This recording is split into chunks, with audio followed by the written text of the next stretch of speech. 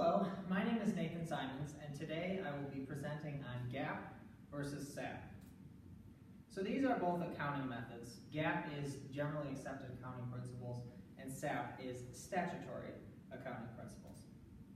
So first I want to go over GAAP, the purpose and format of this accounting method.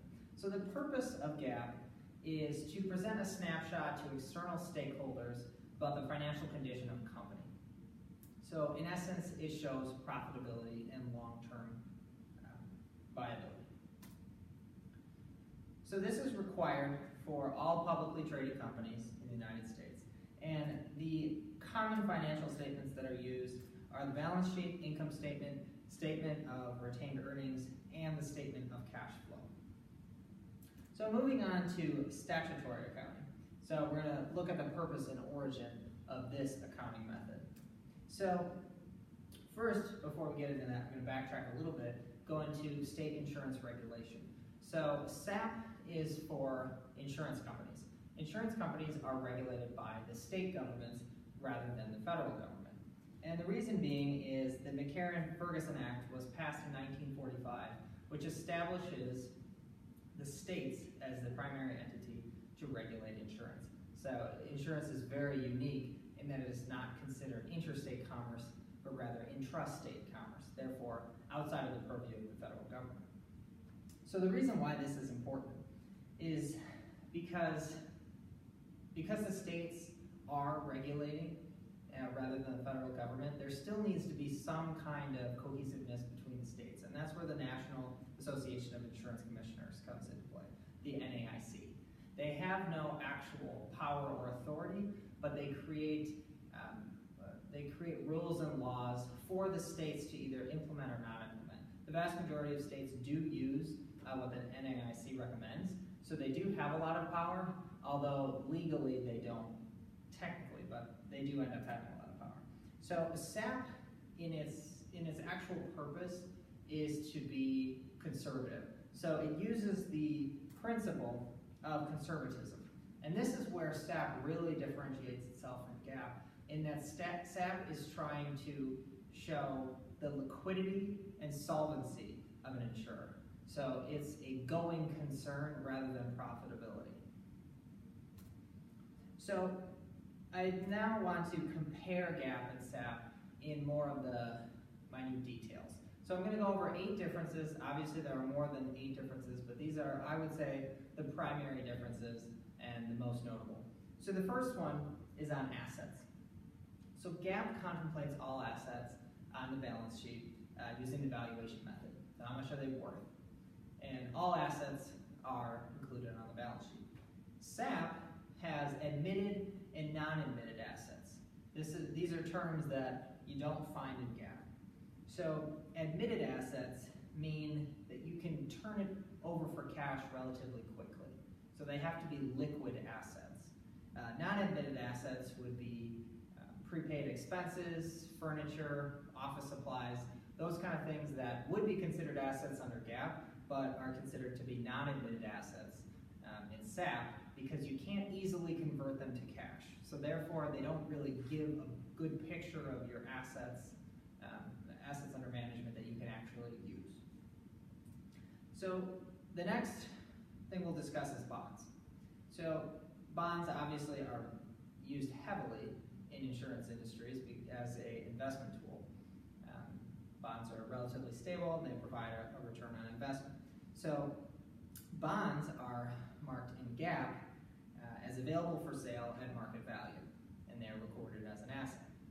In SAP, bonds are valued at amortized cost. So the value of the bond is amortized over the life of the bond. Now this prevents fluctuations in interest rates from impacting the assets that you see on the balance sheet. So obviously with federal interest rates impacting bond rates, you can see a variance in GAAP over the extended life of the bond. Rather, in SAP, it's consistent because it's amortized. So therefore, you reduce the fluctuation. As far as uncollectible premium balances, these are treated differently under GAAP and SAP. So insurance policies are paid for with premiums. Now, premiums are not always collected right away, and this would go into the uncollectible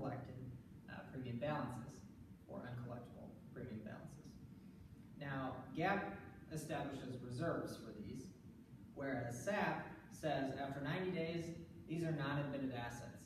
So after 90 days, it doesn't matter if you think you might be able to collect, they're not admitted.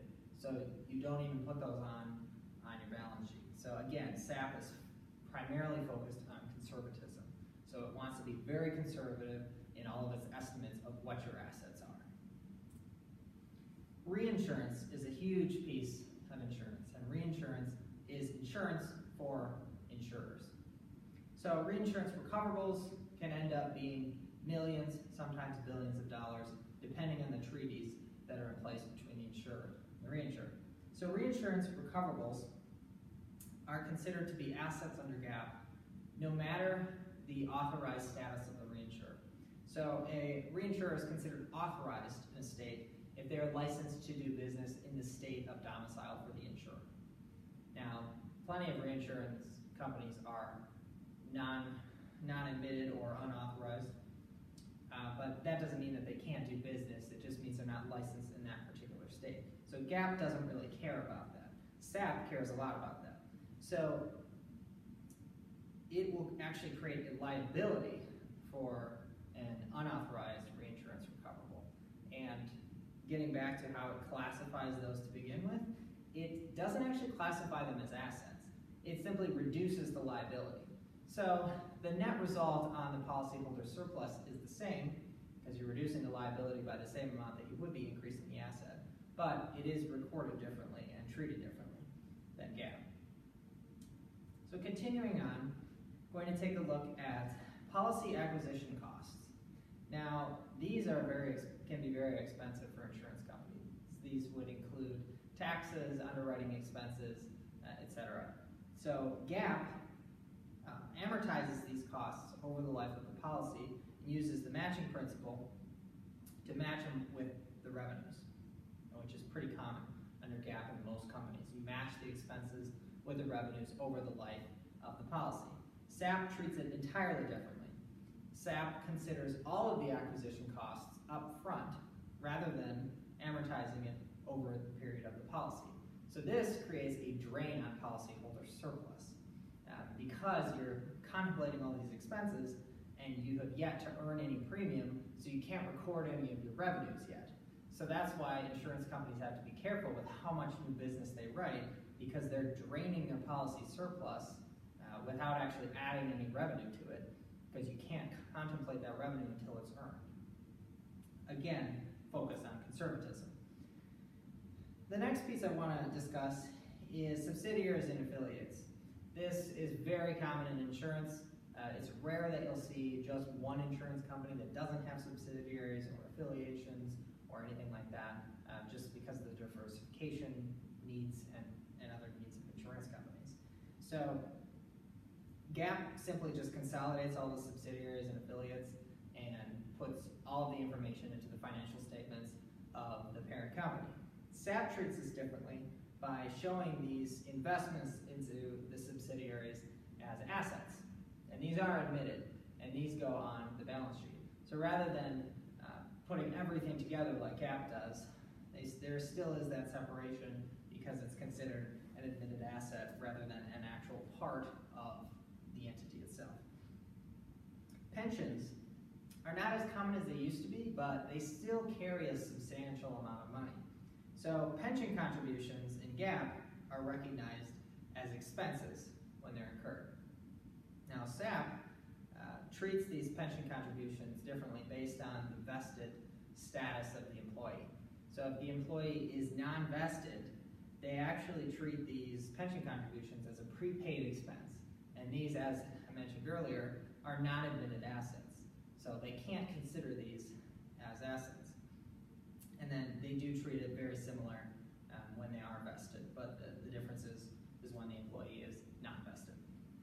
And lastly, GAAP commonly uses a statement of comprehensive income supplementing the income statement, whereas SAP has its own, it's called an annual statement that it submits each year to the insurance department, and this goes into where they're invested as far as assets, and really goes into a thorough breakdown of the financial components of So, kind of coming back full circle, I want to look at the effectiveness of SAP.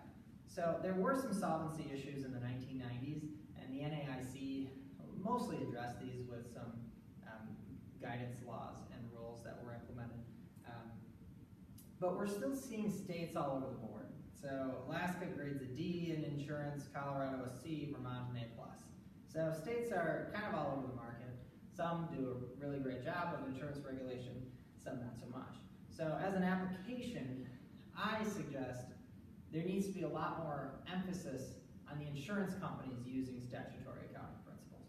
Because the purpose of SAP is to kind of sound the alarm bells when solvency is becoming an issue. It's supposed to show you, hey, my liabilities keep going up and my assets are not matching and my policyholder surplus is continuing to diminish. Should I keep going and writing a new business and enter new states? No, because then you're going to run into potential solvency issues. Obviously, risk is prevalent in insurance, and you're not going to fully mitigate the risk. However, I think there needs to be much less of an emphasis on SAP just being a regulatory tool, and more emphasis on it being an actually useful tool for the insurance companies themselves. So all in all, there are substantial differences between SAP and GAAP. Obviously, they're both accounting methods and they do have a lot of similarities, but from an insurance perspective, SAP definitely has a lot to offer. Thank you for listening.